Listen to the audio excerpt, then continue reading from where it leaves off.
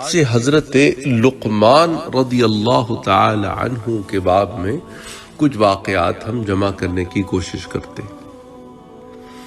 حضرت لقمان الحکیم یا حکیم لقمان یا حضرت لقمان یہ اہل عرب کے یہاں ایک مشہور شخصیت ہے، اور بعض علماء نے اپنی کتابوں میں یہ لکھا ہے کہ جس طرح عرب میں یہ مشہور ہیں اسی طرح عجم میں بھی بہت ہی مشہور و معروف ہے۔ ان کے خاندان اور ان کے حسب اور ان کے نسب کے متعلق مختلف اقوال ہیں، لیکن اس بات پر سب کا اتفاق ہے کہ ایک بہت ہی بڑے دانا اور حکیم تھے۔ ان کے حکیمانہ اقوال کو صحیفہ لقمان کے نام سے مشہور و معروف ہوا ہے۔ اب اس قدر متضاد معاملات ان کی شخصیت کے متعلق کیوں پائے جاتے ہیں، اس کی ایک وجہ یہ ہے کہ جب مورخین نے تحقیق کی تو دو لوگ نکلے جن کا نام لقمان ہوا۔ ایک تو بہت ہی عادل بادشاہ گزرے ہیں جن کا نام ہے لقمان، اور مورخین نے لکھا ہے کہ قوم عاد میں عاد ثانیہ یعنی قوم ہود علیہ السلام میں ایک نیک دل بادشاہ گزرے ہیں، اور وہ خالصتاً عرب تھے، تو ان کا نام بھی لقمان تھا۔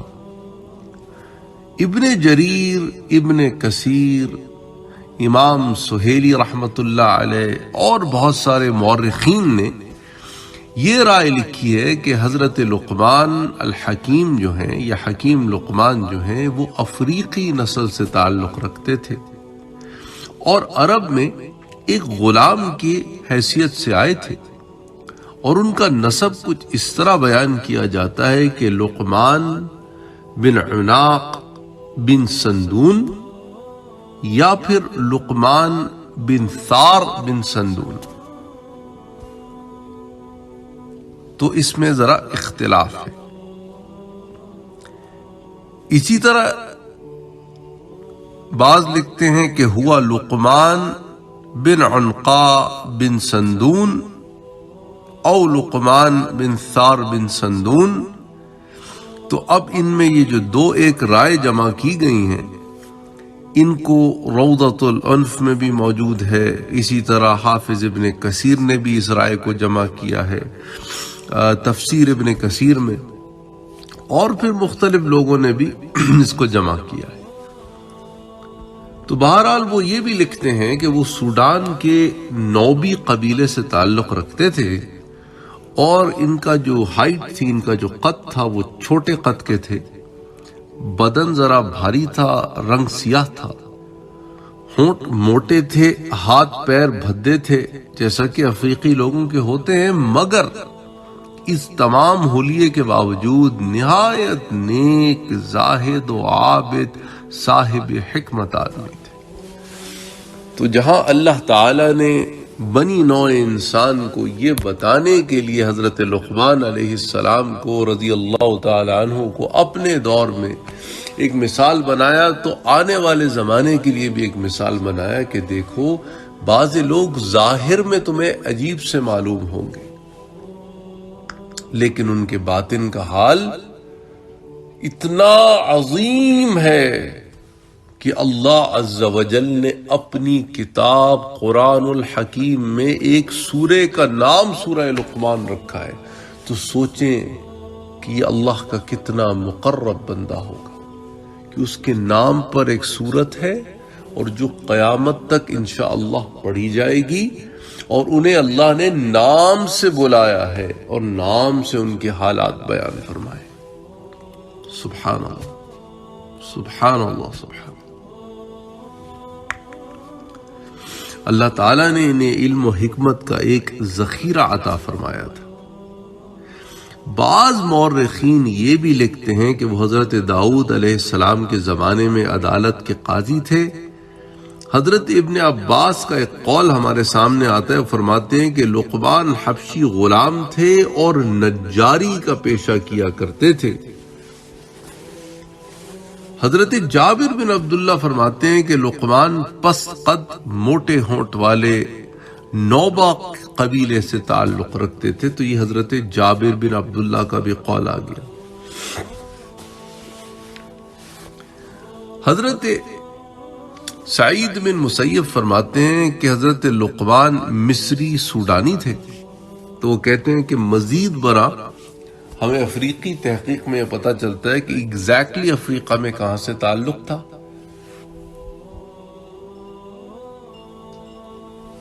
مصری اور سوڈانی یہ دونوں چیزیں، کیونکہ وہ پورا ایک علاقہ تھا نا، بہت بڑا سا علاقہ تھا، اس کے اندر مصر بھی تھا اور سوڈان بھی تھا۔ بہرحال تو اللہ تعالیٰ نے اگرچہ ان کو نبوت نہیں عطا فرمائی تھی، مگر حکمت اور دانائی کا ایک بہت بڑا حصہ عطا فرمایا تھا۔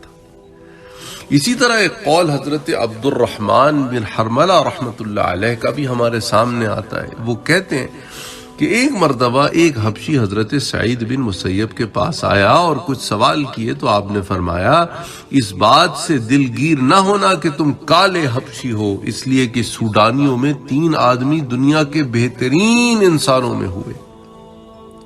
ایک حضرت بلال حبشی رضی اللہ عنہ، ایک حضرت عمر رضی اللہ تعالی عنہ کا غلام مہجع، اور ایک حضرت لقمان الحکیم جو سوڈانی نوبی تھے، اور ان کے لب بہت موٹے اور بھدے تھے۔ تو اس واقعے کو روضۃ الانف میں، پھر تفسیر ابن کثیر میں، تاریخ ابن کثیر میں متعدد جگہ پر بیان کیا گیا ہے۔ اب ان تصریحات کے برخلاف مشہور مورخ محمد بن اسحاق رحمت اللہ علیہ کہتے ہیں کہ لقمان حکیم عرب کے مشہور قبیلہ عاد یعنی کہ عرب بائدہ کی نسل سے تھے، اور غلام نہ تھے بلکہ بادشاہ تھے۔ وہاب ابن منبع یہ کہتے ہیں کہ جب شداد بن عاد کا انتقال ہو گیا تو حکومت اس کے بھائی لقمان بن عاد کو ملی، اور اللہ نے لقمان کو وہ چیز عطا فرمائی جو اس زمانے کے انسانوں میں کسی کو عطا نہیں کی گئی تھی۔ اللہ تعالیٰ نے انہیں 100 انسانوں کے برابر ادراک و قوت عطا فرمائی تھی، کہ اتنا ان کا فہم تھا کہ 100 بندوں کو ملاؤ تو اتنا فہم بنتا ہے، اور وہ اپنے زمانے کے لوگوں میں سب سے زیادہ طویل قامت تھے۔ تو اب یہ ہو سکتا ہے کوئی اور لقمان کا ذکر بھی آیا ہو، کیونکہ یہ تو بالکل برعکس ڈیفینیشن ہے پہلے والے لقمان کی۔ جیسا کہ میں نے آپ سے کہا کہ حضرت لقمان کی شخصیت کے بارے میں بڑے اختلافات ہیں۔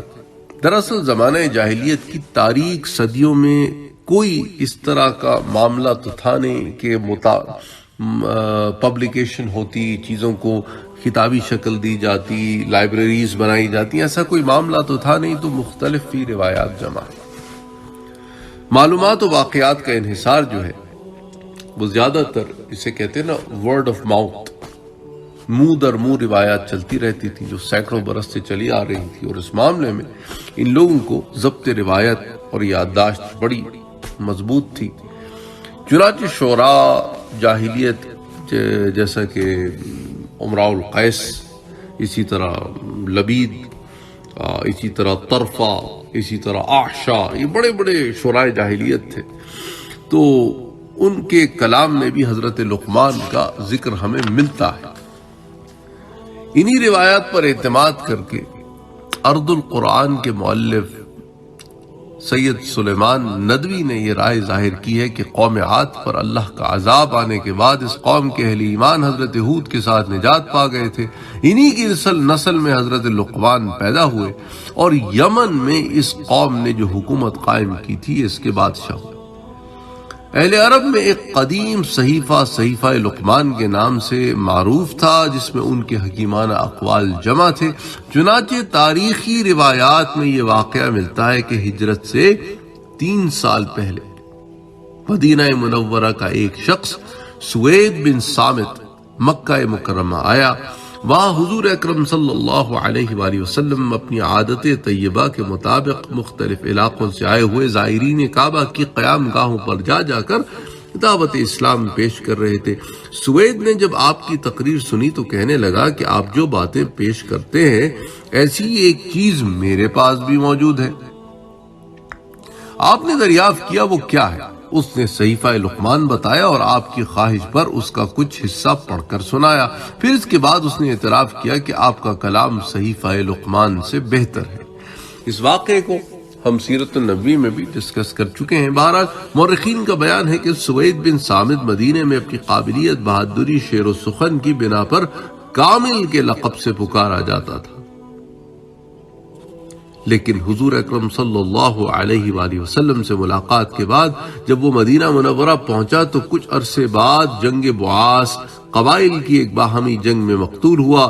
اس کے قبیلے کے لوگوں کا یہ خیال تھا کہ وہ حضور سے ملاقات کے بعد مسلمان ہو گیا، اور اسی طرح سیرت ابن ہشام میں بھی لکھا گیا ہے، اسد القابہ میں۔